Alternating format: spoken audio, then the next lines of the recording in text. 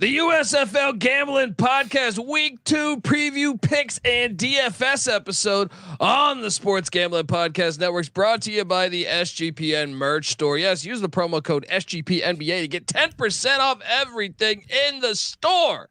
Everything, including our USFL Gambling Podcast t-shirts and sweatshirts. So hop on over there and remember, as always, folks, to let it ride. Football is a unique American experience. A game described by one turn-of-the-century critic as crude and barbaric, with little chance of survival.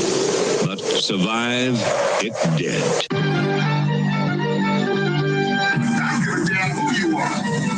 It's America, Jack. You know how to play winning timeless football? Being played in the United States Football League. Oh my God! Quarterback is toast. We sometimes forget that football, being the consummate team sport, is a great deal more successful when you do play as a unit and don't rely on individual talent. Frankly, I'm impressed with the USFL. America, this league is good for America, and football is a sport that is made for television. That is football. I'm like, spring football is going to work in America. You play to win the game. And now it is time for our USFL report. Boom! Our USFL report is back with the USFL Gambling Podcast. And remember, folks, obviously subscribe to wherever you listen to podcasts at, but also you can watch us on YouTube, youtube.com, USFL Gambling Podcast. You might just be wondering who the hell you're listening to. Is this guy just is yelling at you about how excited he is about the United States Football League? Well, my name is Colby Swinging Database Dan, aka Pick Dundee. That's not a pick. This is a pick. He was raised in the land down under, where a man thinks on his feet, speaks with his fists, and lives by his wits. When Dundee happened, he was a superstar. I'm dying in this fucking country ass fucked up town. Shit flying in my mouth. The fuck, I can't see pollen. And let's get the fuck out of this country, mother. I smoke and I drink and I don't have stress and I'm healthy. Oh! Week 1 did not disappoint, folks. I'll be honest. Thought the quality of play was ahead of the Extreme Football League, although I did appreciate the Extreme Football League's home environments. All right. And I host the XFL Gambling Podcast. But I'll be honest, I thought especially the first 3 games were ahead of schedule as far as, continuity. We keyed in on this. We'll talk more about it in a second. I'm joined by my co-host. Give it up for former JMU Duke defensive back, the burrito eating, sideline kiss stealing, wheeling and dealing, Patty C in the place to be. Hi-oh. Well, how you doing, pal? Let me get you a little music, a little techno Super Bowl action. Yeah, but life is grand, brother. Yes, it is grand when you have spring football leagues. Look, I love them all. All right. USFL is probably my favorite, but give me the XFL, give me the CFL, give me the World League, give me all that good stuff. We are ELF. All right. We are joined by third man in the booth, the DFS god himself. And you better believe we're giving away our DFS lineups because mine hit for some straight cash last week. Boom. Give it up for the rooftop IPA drinking, homebrew making, tobacco road living, the free line giving, former Herndon Basketball League MVP. Give it up for NC Nick in the place to be. There we go. Finally, I started a little too soon that time. That works. It's okay. Sometimes you got to wind it up. I just wanted to play some music. I love that theme song. I could listen to that all day. I could drive around Los Angeles here, just listening to that, waiting for the Los Angeles Express. And now, Oakland just no more of the Oakland A's. Get the Oakland Invaders playing back at the Oakland Coliseum, folks. Let's go. That would actually be a really smart move, considering they have. Is the Golden State Warriors still Oakland? No, not really. So they have no professional sports team. No, dude, they're full on San Francisco. Most Oakland people I know are kind of out on them. Right. So that makes a ton of sense for the USFL or somebody else to start a football franchise there. Yes, Oakland Invaders back. Come on, let's go. The A's, you can't get rid of the A's. Folks, what do you guys think of week one's action? Because I was pleasantly surprised. If I'm just quickly, I know we got to get into our picks and DFS and everything, but the biggest takeaway for me was I think I saw one of the best performances by a quarterback ever in a spring league with Josh Love and the Michigan Panthers. Look, you normally never see a completion percentage rate that high in these leagues, right? Sure. And to have 22 attempts and only 2 incompletions.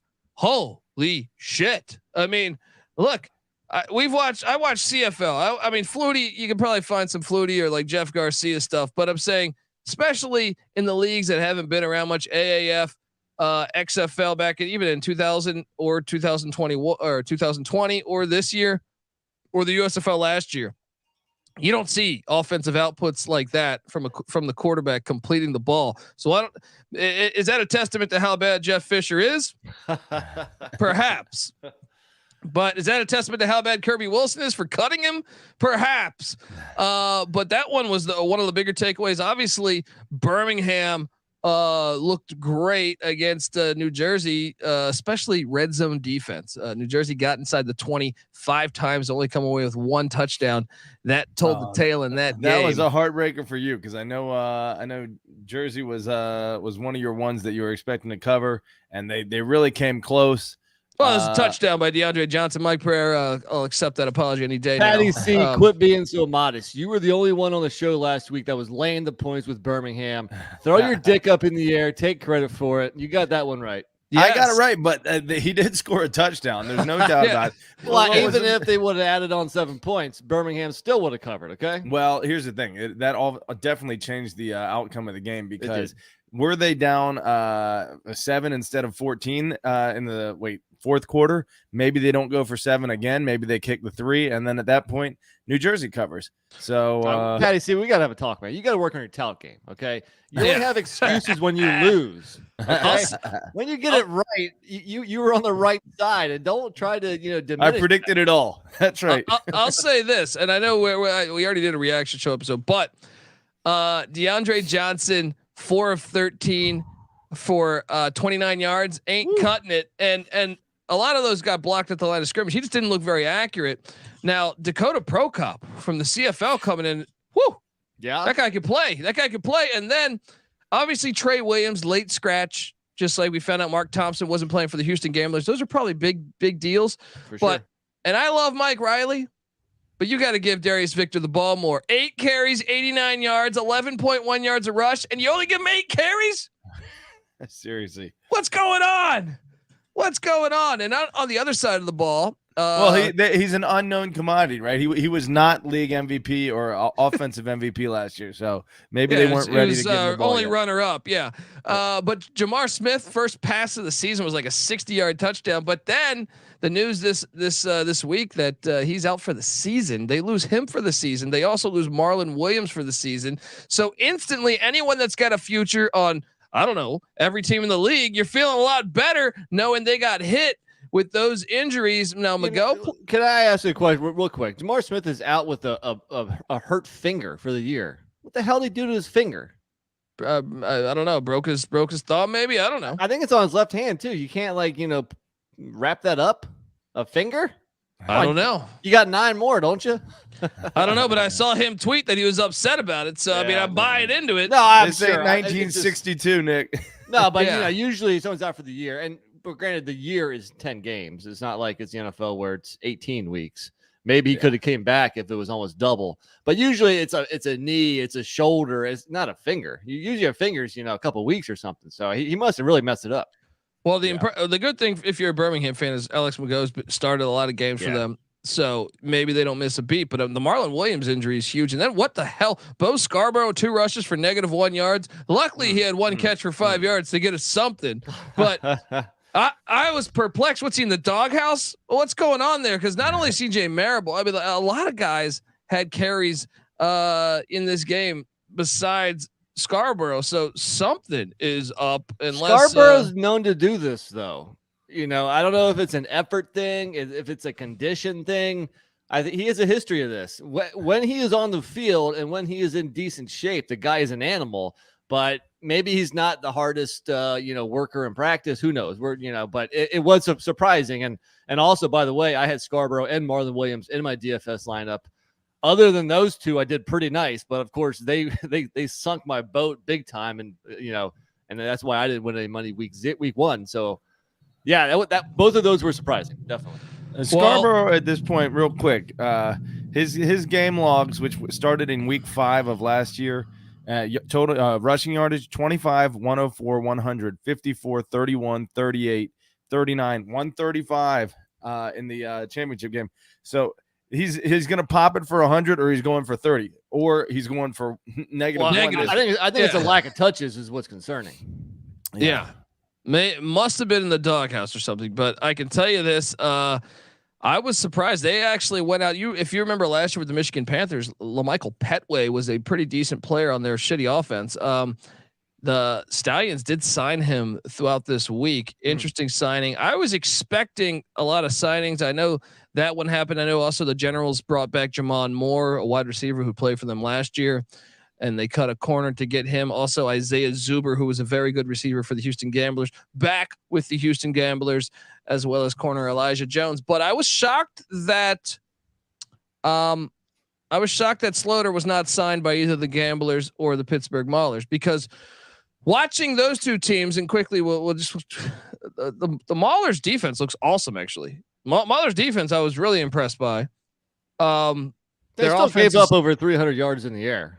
True, but they created a lot of turnovers too. Like, I just felt like they had that defensive touchdown, and I just feel like they were tough. That the yards per the run defense, or the run defense was strong against New Orleans, but they don't look very good. And Houston, I think, looked like the worst team in the league. And I both of them have glaring weaknesses at the quarterback spot. You got Kyle Sloter, who was one of the league leaders a year ago, just sitting out there. What are you doing? Bring him in. At least have him as a backup to throw in the game, because the guy has obviously had a great success preseason NFL, and then obviously put up some good stats last year in the United States Football League. I don't understand that one. I would imagine that nobody wants to overreact from 1 week. Now, if it's more of the same in week 2, I think maybe you'll see some moves then. But going up through training camp, through practice, you got a couple quarterbacks. You think you can make one of them fit. But yeah, especially again with just a 10-game season, if you're 0-2, you better start to do something to right the ship, and that might be the signing of a quarterback. Yeah, go get him. And Memphis Showboat's offensive line looked a lot better. Now, I know Brady White had bad interception, Channing Stribling. We cashed on the over a half an interception on the first drive of the game. I wonder if anybody found that bet. I know I threw that out there kind of jokingly. Well, seriously, but I didn't think I could actually find that bet. I wonder if that was out there somewhere. Underdog Fantasy, get on over there. But the Memphis offensive line to me looked a lot. They almost won that game. Yeah. And I was impressed. I think Michigan, I think, was the team that just looked a lot better. Definitely. And I would say Memphis looks better. And then with the Stallions taking some hits injury wise, also New Orleans got the win. They didn't look amazing, but we'll see. But before we get it, also, how about this one? I guess I got to get us paid in a second here. But if I looked at the AAF in 2019, 12 interceptions in the first week. The XFL in 2020, 8 interceptions. Then you had the USFL last year that I think was 9 interceptions. Then XFL 12 this year, 4 for week 1. I thought the quarterback play was pretty good.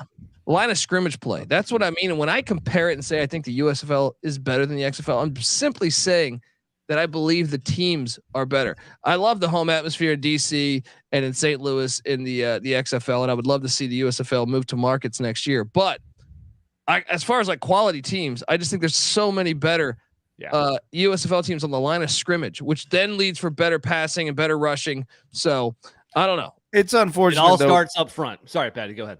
Because I enjoyed the interceptions. I liked the defense, and the defense generating stats and big plays. But that is kind of what happens, as these teams get more experience, more crisp on offense. Well, I think it's a fine line. Yeah, I think you want to see good defensive plays that result in turnovers. You don't want to see just awful offense where it's just like giving the ball away to the defense, because then it looks like bad football. Well, you still saw. I mean, the Michigan Panthers had a pick six. The Maulers scored a defensive touchdown. So you still saw 2 out of the 4 games have defensive touchdowns. So. In the chat, our guy Kitch says the Breakers have potential. I agree with him. I think I'm a little bit higher on the Breakers than Colby is, but we shall gotta learn how to run the ball. All right, you gotta be able to. You gotta run the ball in these leagues. All right. Oh yeah, Tell that to Philly. Well, who only went to the championship last year. Oh no, but Case Cookus was running for like 80 a game. All right, 80 a game. That was one run.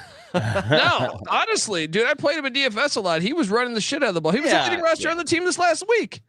Well, yeah, but I mean, he probably had the most carries too, because they are a very pass-heavy offense. True. But go back to the Jim Mora, Calvin Bryant days. They got it done on the ground. All right, let's go. All right, folks, I want to tell you that the USFL Gambling Podcast on the Sports Gambling Podcast Network is brought to you by Underdog Fantasy. Yes, the NBA and NHL playoffs are here. What better way to get down on some player prop parlays than over at Underdog Fantasy? Besides the daily NHL, NBA, and MLB games, they've also already got NFL best ball drafts with a guaranteed $500,000 in prizes. Whew, $500,000. Plus, like I mentioned, XFL, USFL. Head over to UnderdogFantasy.com. Use that promo code SGPN for 100% deposit bonus up to $100.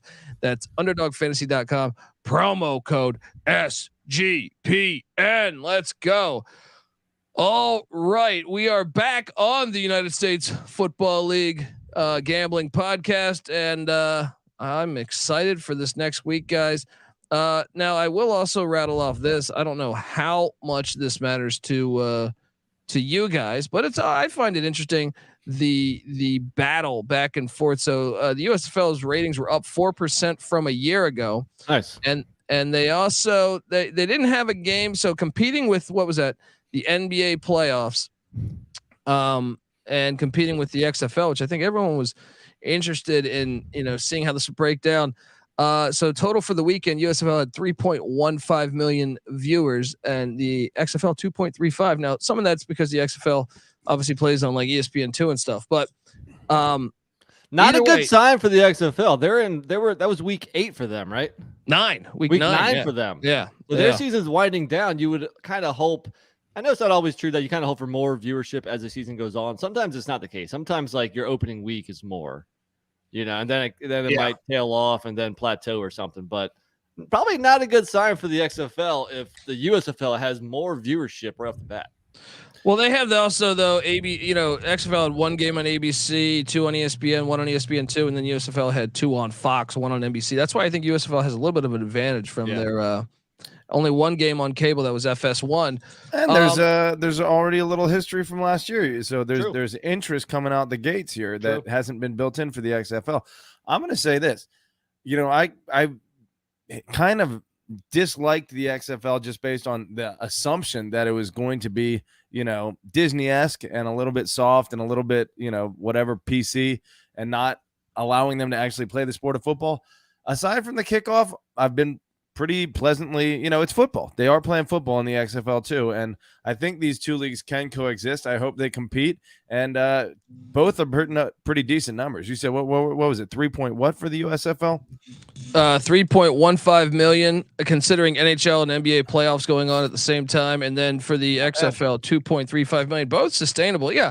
I'm not trying to bomb on the USFL, or I'm sorry, on the XFL. I'm just saying, I don't like the kickoff, but I love having the league there. USFL is cooler. Yeah, of course. I agree. I'm a USFL guy personally. Yeah. And there's no doubt in my mind that human being and fish can coexist. I can't find that clip, but I was looking for that. But yeah, okay, let's get Shout out to Judge Dredd in the chat. He says it's time for Magoo. Oh yeah, Magoo. It's gonna be a lot of fun. So Saturday, first game, 9:30 a.m. on the West. This is on the USA Network, so I expect a little bit of a dip ratings wise. unless you're trying to watch, NCIS. Houston Gamblers, New Orleans Breakers. Breakers are laying 6. Let's talk about line movement. There's been a couple games where there's been some major line movement from basically Tuesday to Thursday. Some big time line movement. This is one of them. Oh yeah, and the Gamblers did not look very good, but over under at 39. Gamblers are plus 195 on the money line. Breakers are minus 230. Now you go back and look at what occurred in week 1. I mean, I thought the Gamblers looked like clearly the worst team. And I say that just because the defense did not look good, giving up that much. Josh Love looked like fucking Doug Flutie 2.0 in the USFL or Jim Kelly 2.0. Kenji Bahar looked like what? Who's the skinniest man alive? I don't know. Yeah. Well, looked like Kevin Durant out there. Well, another thing that was shocking is you see, New Jersey. Dakota Prokop looked good. I was surprised. I kind of thought they were going to give the keys to DeAndre Johnson the whole season. Same, you saw it in Birmingham. No, maybe that was injury related. Maybe that wasn't. But you saw even with Josh Love throwing that well, they brought in Carson lawn chair strong, and Houston's one of the only teams that said no, we don't have a second quarterback. And Bahar, 13 of 22, 59%, 109 yards, 2 interceptions. It's a 34.1 QB rating. Not very good. You have to wonder how long his leash is. But to your point, maybe they don't really have anybody behind him. And that could be troubling. And that's why maybe they should sign somebody after this week. That's why I was surprised when I saw they were benching when Cozart was he was inactive. I was like, really? Felt like he was, if I had to guess blindly, the best of the 3. But I've been wrong before. So here we are, guys. Look, Mark Thompson's situation, we're still pending. Obviously, that offense, he was the gas to that offense a year ago. He did not play last week. One of the better running backs in the league. TJ Pledger, the former Utah Ute, went 16 for 41, 2 touchdowns, but 2.6 yards a rush. Ain't gonna cut it. They brought in Isaiah Zuber at wide receiver. They still got Ratliff Williams. They got Brandon Barnes at the tight end spot. They got some question marks though, and I got to be honest, I can't take Houston. I'm still laying the number with the Breakers. The over-under's at 39. I tend to lean under here. Curious, Nick, your take here. Yeah, so the problem with the Gamblers was that their offense was probably the worst in the league last year. They last week. Only averaged 3.7 yards per play. They were under 100 yards in passing and rushing, so they really couldn't do anything. And to make matters worse, their defense was also probably worst in the league, giving up the highest point total to Michigan at 29, allowing 237 passing yards and 3 total passing touchdowns. Dude, I mean, you got to be good at something. You got to be good at offense or defense. They're not good at either. I don't see how you bet on the Gamblers. This game, I saw that at -4 on Tuesday. Now it's -6. I'm still going to ride the Breakers because I like what I saw from McLeod Bethel Thompson. He stepped in his first game. Those are over 300. The passing attack with Jonathan Adams, Johnny Dixon, Sage Surratt coming. He was on Birmingham last year. Birmingham, the tight end from Wake Forest. Yeah. That passing attack looks really nice, and I think they're just going to get better as the season progresses. And also, the Breakers were the least penalized team last week, so maybe John DeFilippo can do a little bit of coaching. So I want to lay the points. And McLeod Bethel Thompson, gutsy run in that game for a first down, threw his whole body on the line. This guy, he's not like a lot of these other guys in their 20s. This guy's like 34 years old. Mm-hmm. I love it. He reminds me of Paul Blake. Necessary roughness. Let's go. Arm of the Armadillos. Yes. I'm forgetting. Sorry. I was going to say, I'm forgetting off the top of my head. Wasn't one of the big plays that potentially led to a score for Houston that punt return? Or what was that, a touchdown? No, Pittsburgh had a punt return. Oh, Pittsburgh. DeFilippo was no, because they played. Oh yeah, they're playing Pittsburgh last. They played Pittsburgh last week. Yeah. Okay. Yeah. Okay. Yeah. Well, maybe special teams is something they need to work out. I know Colby is a stickler for that, but I don't know if Houston has any special teams to offer to threaten them. But you're right. If your offense sucks and your defense sucks, and the other team was looking pretty good last week, 6 points doesn't seem like too much to cover. I think the play is to go Breakers here. Yeah, I actually went over. I don't. This is probably the total I feel less confident about, but I do think New Orleans is going to be in the at least the mid-20s or so. And I mean, Houston's going to put up 14 points or so. So it's going to be pretty damn close, but I'm actually going to go over here. Interesting. Patty C, you going over or under? I'm on the under 39. I'm tempted to go under 2. I just need to see more from the Gamblers offensively. I don't think the Breakers are going to be able to hold that line, hit the over by themselves, and I don't think the Gamblers are going to contribute much to that over. So I think it's going to fall a little bit short.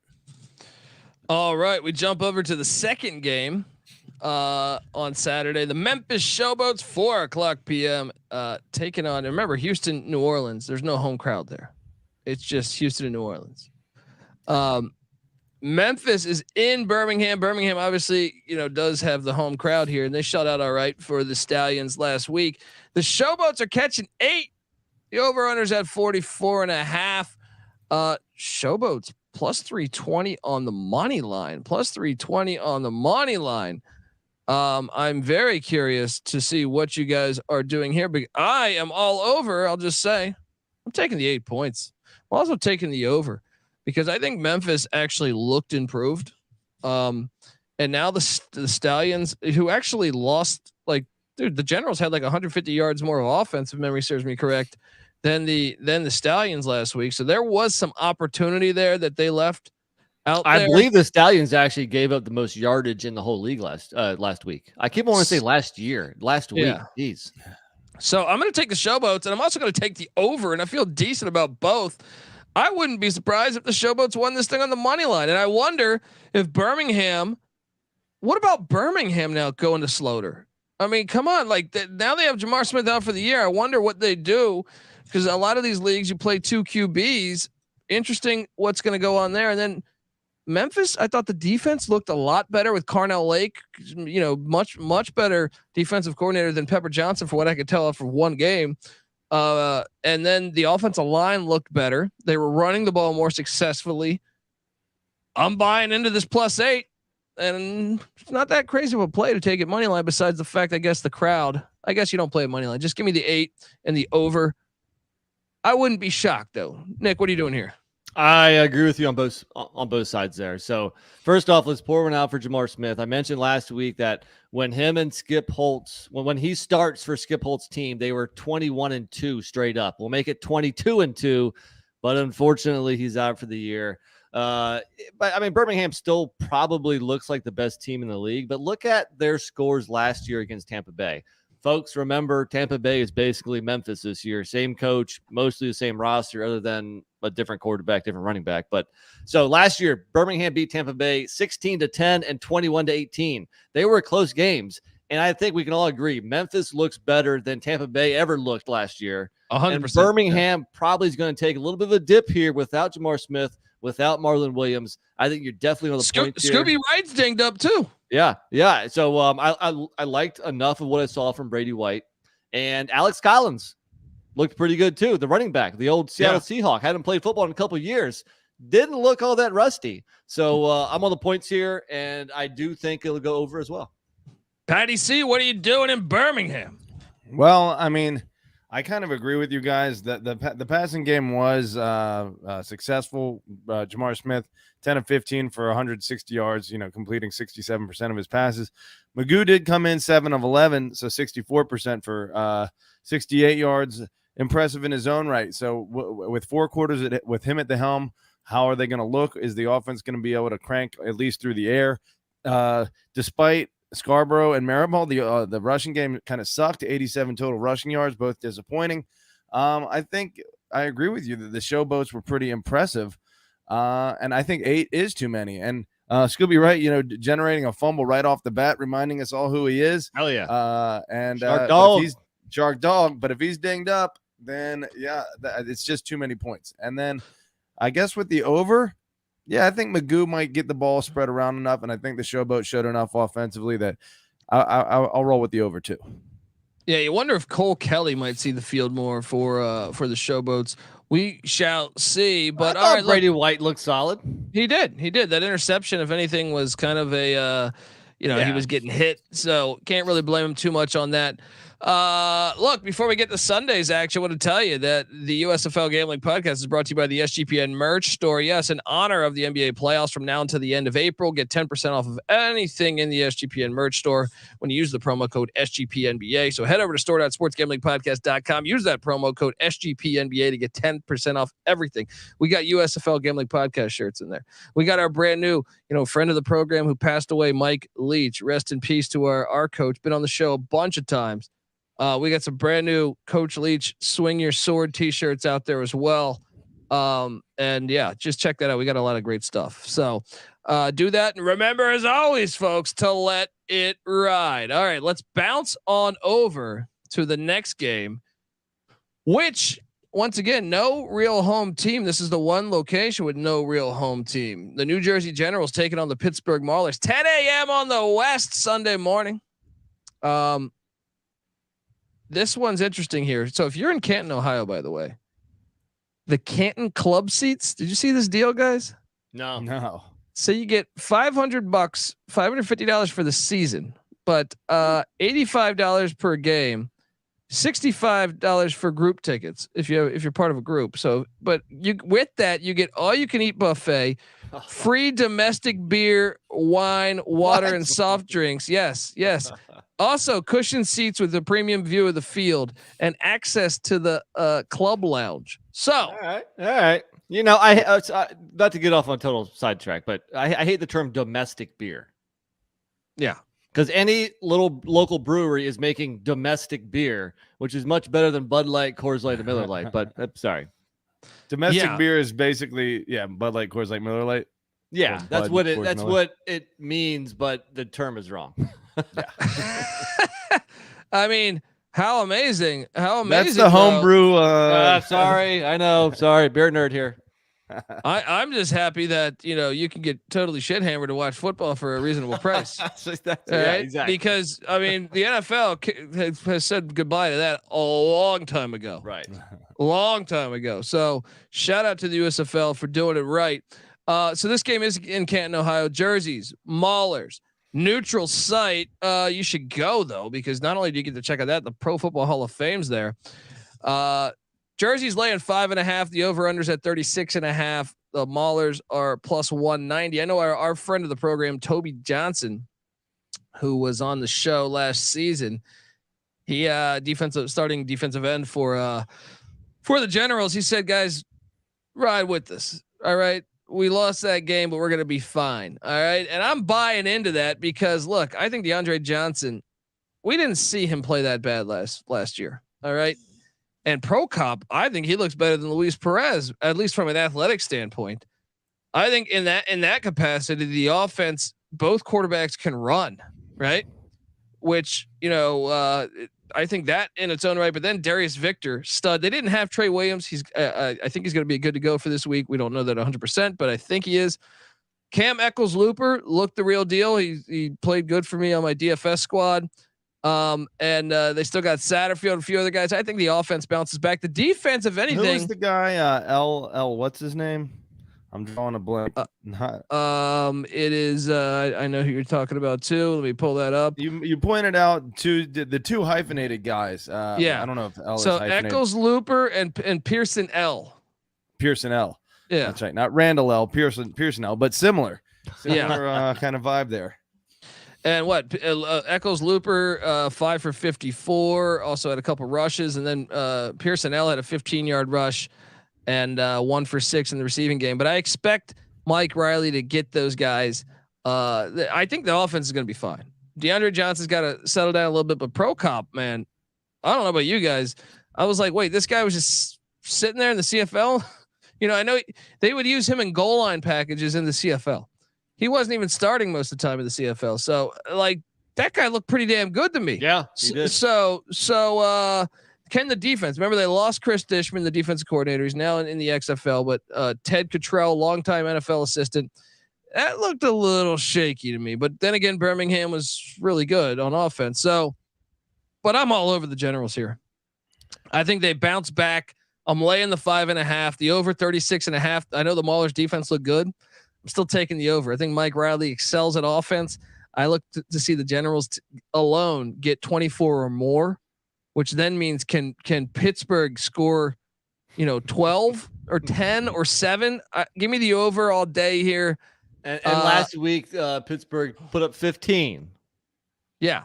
Well, I mean, I think there's a strong chance Jersey could score 28, 31, something like that alone. Yeah. Because Trey Williams coming back is huge. Yeah. So this is another game that opened up at 2.5. I ran to my book on Tuesday and I placed a pretty large wager on New Jersey minus 2.5 because I thought that was such an overreaction from week 1. Yeah. I mean, Pittsburgh looked like the worst offense by far. Their quarterbacks, it's the worst quarterback room in the league. James Morgan, Troy Williams. Them are Houston. True. That's true. But what did they manage? 72 passing yards last week, 84 rushing yards. I mean, that's like what? 150 yards total offense and 3.3 yards per play, less than the Gamblers, which was 3.7. So technically, stretching the field. Worse offense. So I didn't they get one of their touchdowns on the punt return?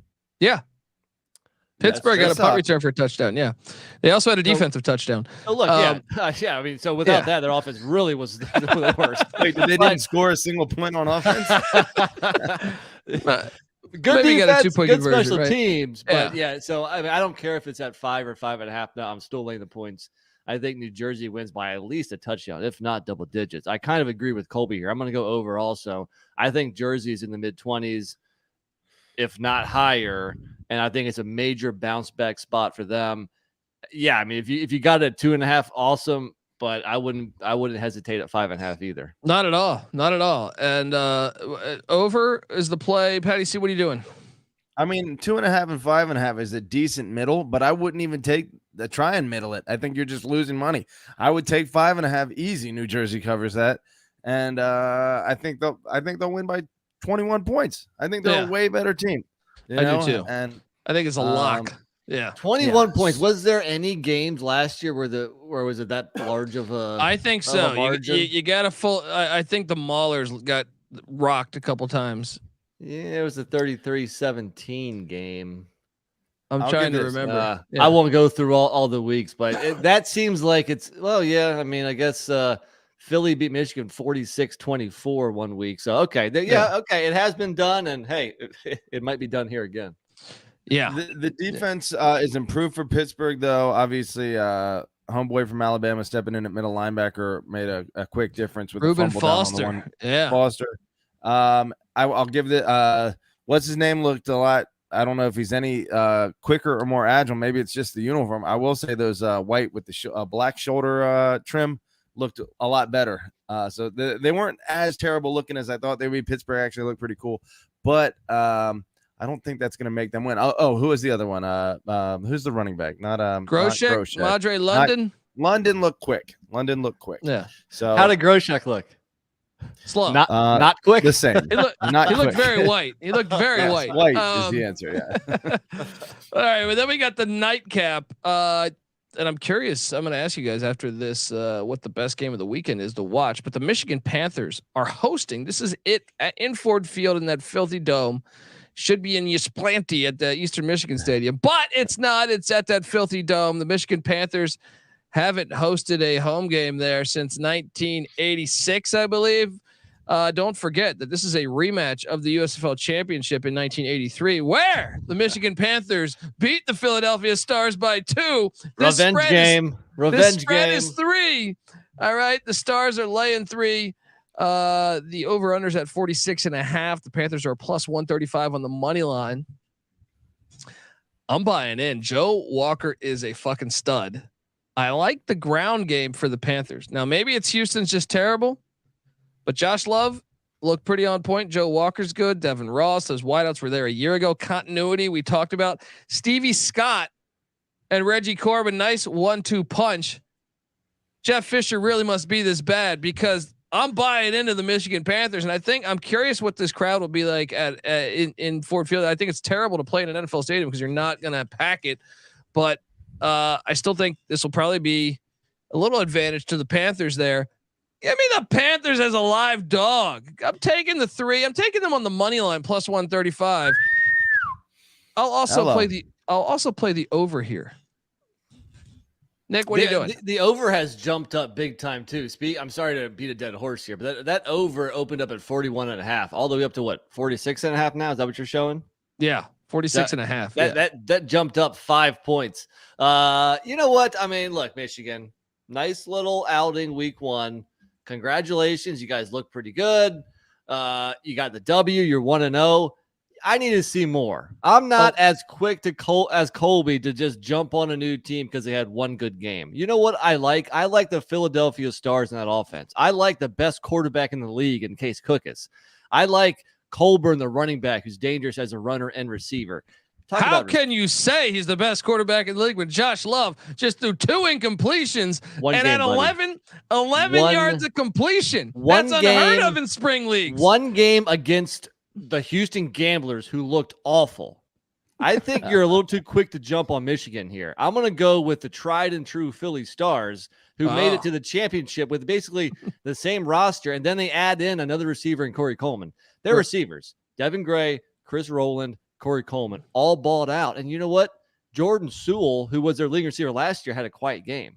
These guys are loaded on offense, and there's no stopping them. So, look, Michigan, much improved, but give me Philly all day. Lay the field goal. I would say also, I mean, look, you're getting cute when you sit there and say, look at what Michigan did. They held Houston to just 194 yards of offense. They were a good defensive team last year with Jeff Fisher. Okay. So they bring back all those guys, Mike Nolan, defensive mind. They get it done. Ford Field hasn't had a winner since Bobby Lane. All right. And he wasn't even at Ford Field. All right. Detroit hasn't had a winner. I'm curious, the tiebreaker here. Patty C, what route are you going to go down here? Well, both of you guys make good points. The Stars are a much more proven commodity, obviously, than the Panthers. But, you have a pretty short, supply of data here to work with when it relates to this year. Are we really going to trust last year as this holy source of data that's going to translate to this year? I don't know that that's the case. I think maybe you need to take a shorter term view here. That said, 3, is it 3.5? 3, flat 3. Nah, I'm going to ride with the Stars to cover that, even though, the Showboats weren't that good last year. So, which I guess were the Bandits. Yeah. But they weren't terrible, but 4 points you'd expected better from Philly in that game. They covered. They covered, I guess. But, and then Panthers far Great out. teams covered. That's true. That is true. I don't know. 3 points just seems a little too few for the defending champions against one of the worst teams in the league last year. Runner-up champion. Oh yeah. Sorry, I keep getting confused. They're in the championship every year. They didn't win it last year. That's right. You can't win. All right. Look, what game do you guys want to see most? Before we get to DFS, I'm curious what game you guys want to see most. Can I pick one on Saturday and one on Sunday? Yeah. I think Memphis Birmingham is that's going to be a fun game, and then the game we just finished up talking about, Michigan Philadelphia, for sure. I think Michigan Philly's the one I want to see the whole weekend. No, I don't. It's in a dome. I'll go Memphis Birmingham. I like how the two best games are on different days. It's tough to last week was the two best games were on Saturday, and it's tough to dedicate that much of the day to watch all that football. At least for me. Yeah, I watched it all, baby. All right. I watched it all. Patty, see what game you're most excited to watch this weekend? I mean, I guess you have to say Panthers Stars, just based on the Panthers kind of whooping butt and the Stars being the defending runners up, like we mentioned. Plus, it's the only game where they're both 1-0. You took the words out of my mouth. Exactly. Yeah. No, I'm excited for the Generals Maul. Actually, that could be a little bit interesting. Imagine if the Maulers pulled the upset. People in New Jersey be losing their minds. Probably not, but 20 Maulers fans would be crazy. That's right.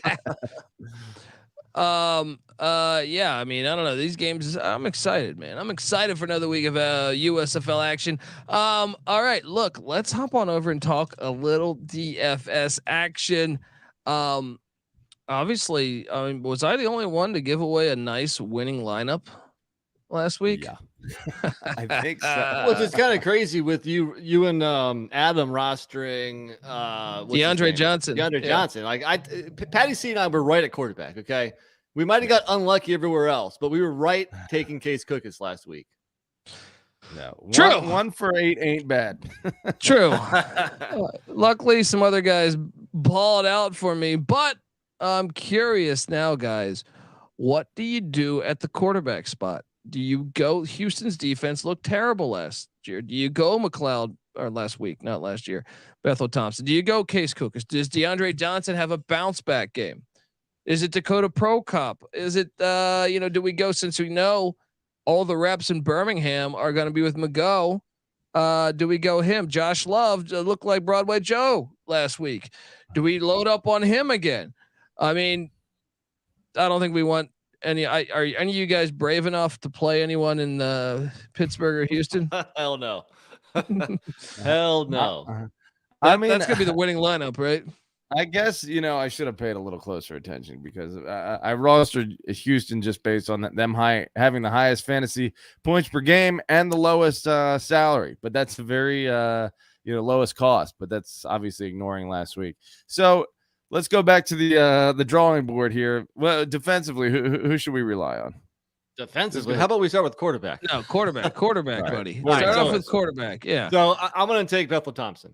Not only did he pass for the most yardage in week 1, but the matchup is right, going up against a Houston defense, which gave up the most points in week 1. If you go Case Cookus, I like it. Always like Case Cookus.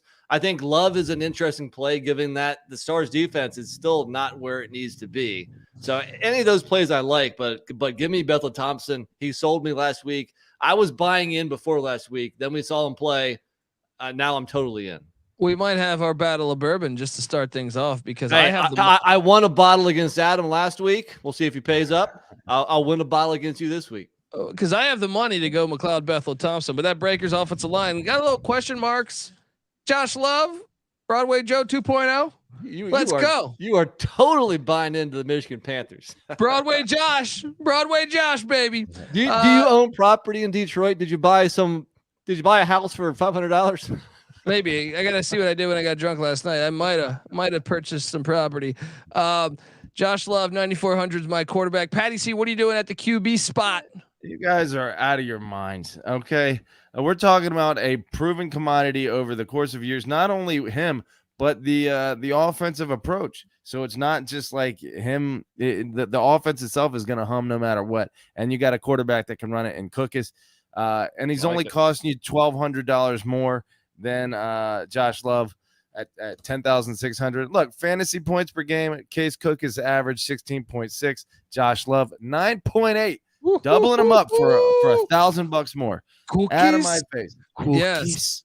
All right. Fair enough. Let's jump over to the running back position.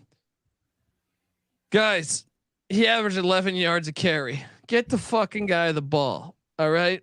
I understand Pittsburgh's defense looked good. Blitzburgh's back. All right. Thought I saw for a second. I thought I saw Mean Joe Green there on that Mauler defense. All right. Kind of struggled with that one, didn't you? Yeah. I almost said Mo Vaughn. The baseball player. Wow. I don't know how the fuck. That's why we consume. There you go. Greg Lloyd. You almost saw Greg Lloyd coming off the side there. Yeah, exactly.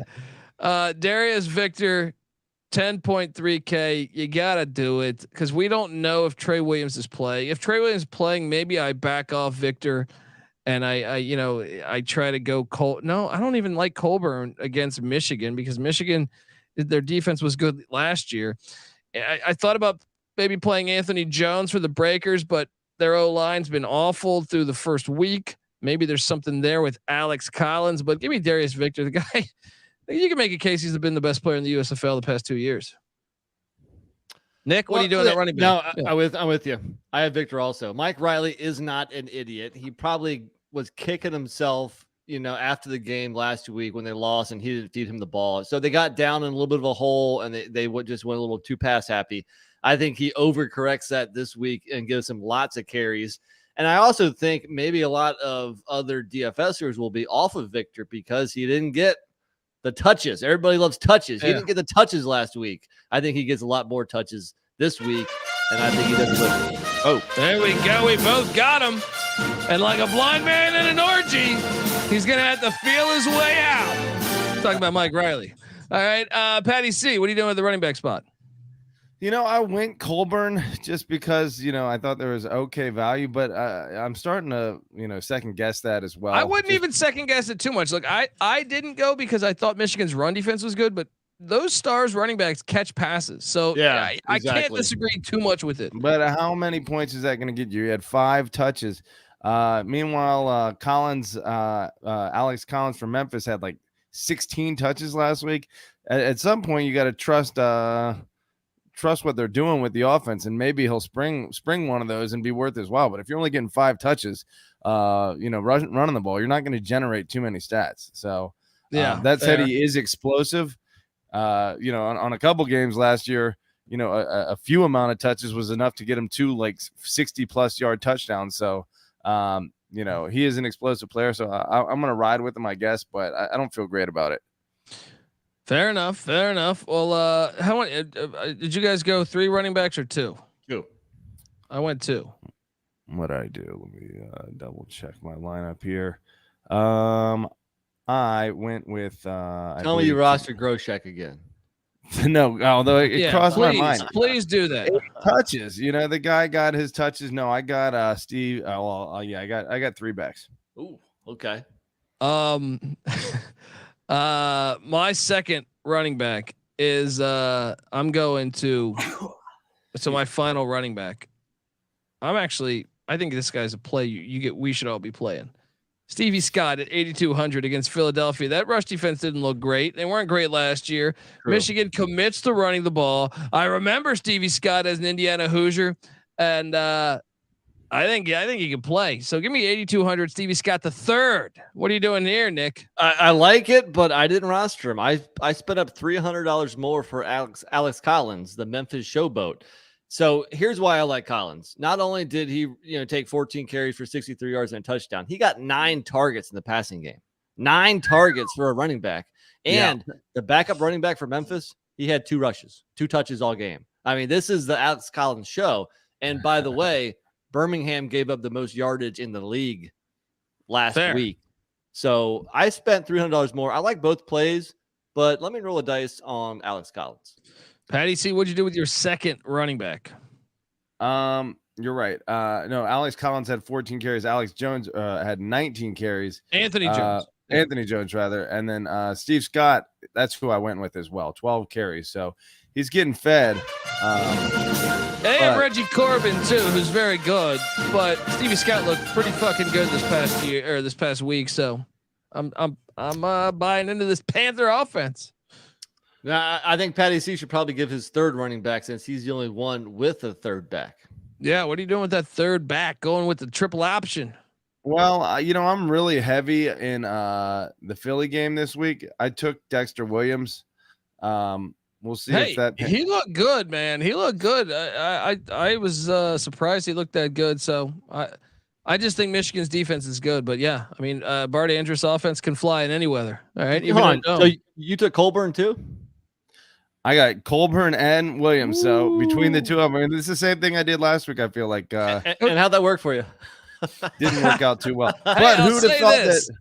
Maybe they'll score more. Like you get those red zone scores, True. I feel like last year with Scarborough and Gamble, it worked out almost every week where they're going to combine. Yeah. Marable rather.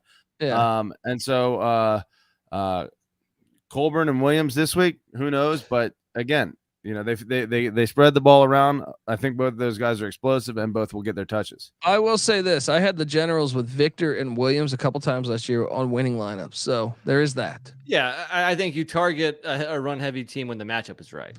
Yeah. Not sure if the matchup is right. Ooh, just coming at you, Patty C. Okay. So calling us to see it. My top. Look, I got Cookus, Colburn, and Williams. And I'm expecting, like you guys said, them to be throwing the ball around. That it doesn't have to be a run. It's not a run heavy approach here. I'm expecting a lot of the fantasy points to come from the passing game. So if Philly does get off this week with Cookus, Colburn, and Williams, then I'm going to be looking pretty nice. There you go. There we go. All right. Well, jumping over to my top wide receiver, guys.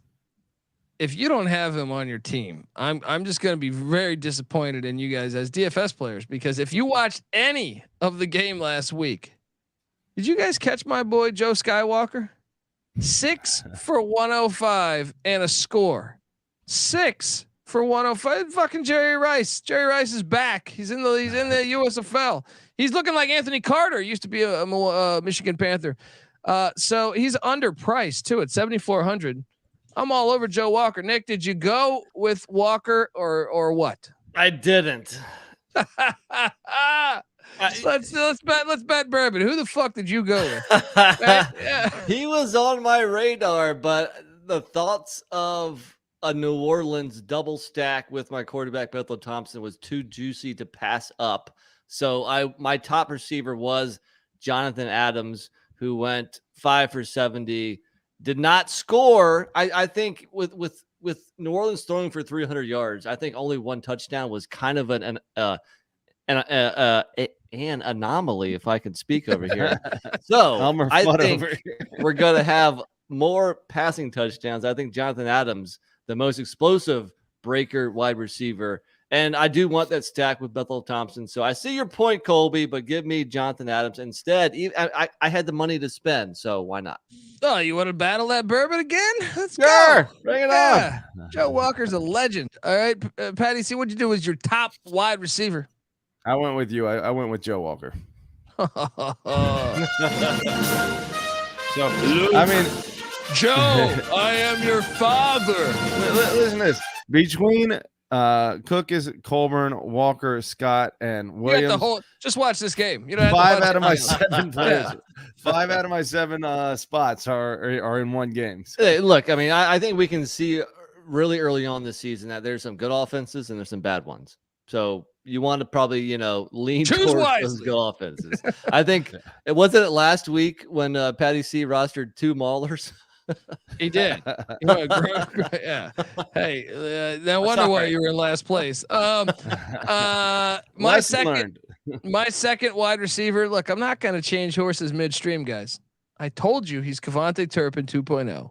Cam Eccles Lupa. What does Schwarzenegger say? Lufa.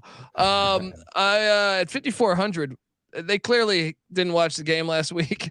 This guy's gonna have a big day. I know the Maulers defense is good, but Cam Eccles Looper, look out for some jet sweeps, a couple wide receiver screens, maybe even throws the ball. He's got that side of him. So at 5,400, Cam Eccles Looper. Nick, what'd you do here? All right, so my second guy is Sage Surratt, who is also part of my double stack with the New Orleans Breakers.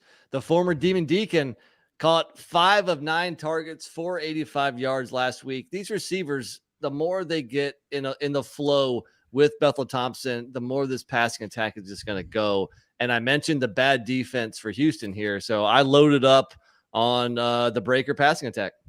Breaker 1-2. Come on in now, says NC Nick. Yeah, I mean, look, we've been fans of this guy since he was at Wake Forest. You reside in North Carolina, so I understand. Trying to get one of your neighbors. But Patty C, wait, you have one more utility or no? I have one. I had a wide receiver. And okay. I also went Sage Surratt. So I didn't overthink it really. I just went with the 2 guys that had the most receiving yards last week, and both were targeted significant amounts, 7 and 9 respectively. And so I think, I'll try that again. I will say that maybe I was scared away from who is it? Johnny Dixon. Yeah. Who was targeted 11 times last week. So maybe I should go back to that well, but he only had 3 catches. So, but if you're getting targeted 11 times, I think that's a good sign. So maybe I should have gone that way, but instead Surratt was the one that did have the production. Plus his value was super low, 4,200 for the guy who was second receiver in the league last week. Seemed like a no-brainer. And you might see in week 1 where apparently Bethel Thompson wasn't all that effective in getting the ball to Dixon. So maybe those targets will come more over to Adams and Surratt this week. All right. Well, look, my final guy before my defense. I mean, 4,700. He's mispriced. All right. And I'm talking about the Sternberger, Jay Sternberger. This guy was a beast at Texas A&M. Look, he had 5 targets, Caught all fucking 5 of them. 5 for 62 and a score. Look, the closest guy besides that from a receiving standpoint, what? Williams with 3. This is their offense, especially I believe Magoo threw to him more than Jamar Smith. So now you're telling me Magoo's in there. Give me Jay Sternberger, 4,700. Nick, who's your final wideout?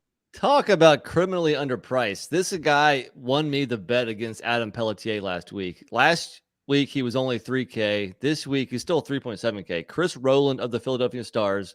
So look, he only had 3 for 22 and a touchdown receiving last week. He also had runs 3 rushes for 22 yards. They get him the ball in a variety of ways, and especially when they're in the red zone. And this is my only piece of the Philadelphia Stars offense this week. You need to get at least some action there because they are the best offense in the league. So give me Chris Rowland for a very cheap 3.7K. I like it. I like it. I like the fact they run him too. That is interesting. I'm also seeing by the way that right now I am seeing a game status report for the Stallions, and Bo Scarborough not playing. So no Scooby Wright, no Bo Scarborough, no Marlon Williams, no JoJo Tillery at cornerback, and obviously Jamar Smith out. Kind of surprised nobody's playing CJ Marable. I mean, I think you got to play Memphis money line, right? You got to play Memphis money line with all those guys out. Come on. Patty C, wait, you've done your whole team besides defense, right? Yeah, and this is the one, but you know what? Since I've already arranged it and they are the cheapest one, let's act like last week was an aberration and say that, hey, this team generates turnovers, they generate defensive points, and they're going for super cheap. I'm going to take a flyer on the Houston Gamblers defense to bounce back and generate at least some turnovers. Although, if Pittsburgh scored a defensive touchdown last week, maybe there's value there too. What is the Panthers are only going for 3,800. So that's only a couple $100 more, but I don't know. Gamblers are bust. Let's go. Ooh. Interesting. Patty C's a Pittsburgh guy, likes to play the defense there at Pittsburgh. I'm going to the team that gave up, they were not as impressive as we thought because Chris Dishman gone. Maybe that was the Ted Cottrell to Chris Dishman effect, but I think, what helps defensive numbers when you play the Pittsburgh Maulers. Give me the Generals defense at 3,900. Nick, what are you doing here? Play the music. I told you the Pittsburgh offense looked awful last week. Yeah, I think it's an obvious play. All over it. Yeah. All right, folks. Well, that is our show, folks. And I mean, hopefully, you listen to me. We'll put some more cash in your pocket. Remember last year I did have a first place lineup for over $1,000 that I won.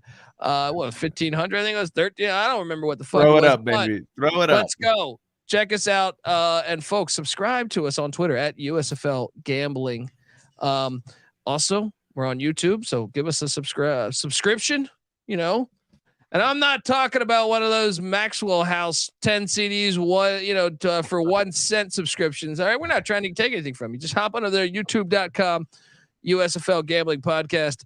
And look, give us all a follow. I'm on Twitter at TheColbyD. NC Nick's on Twitter at NC__NICK. Patty C is on Twitter at PattyC831. I also host the XFL Gambling Podcast. I also host the college football. We also host the college football experience. So subscribe, check that out. We talk college football year round. We've been doing this shit for years. Also check out the Sports Gambling Podcast and college baseball experience I host as well. That's going on right now. Get the SGPN app for free in the App Store and Google Play Store. Also come talk USFL with us in the Discord, sportsgamblingpodcast.com/Discord. I think you'll enjoy that. They have everything there, even if you're CFL, whatever the sport is that you dig. You can come over to the Discord and talk it. I think you will dig it. Until next week when we have a reaction show, probably Monday. This is the USFL Gambling Podcast. You better start thinking about yours. And we out of here.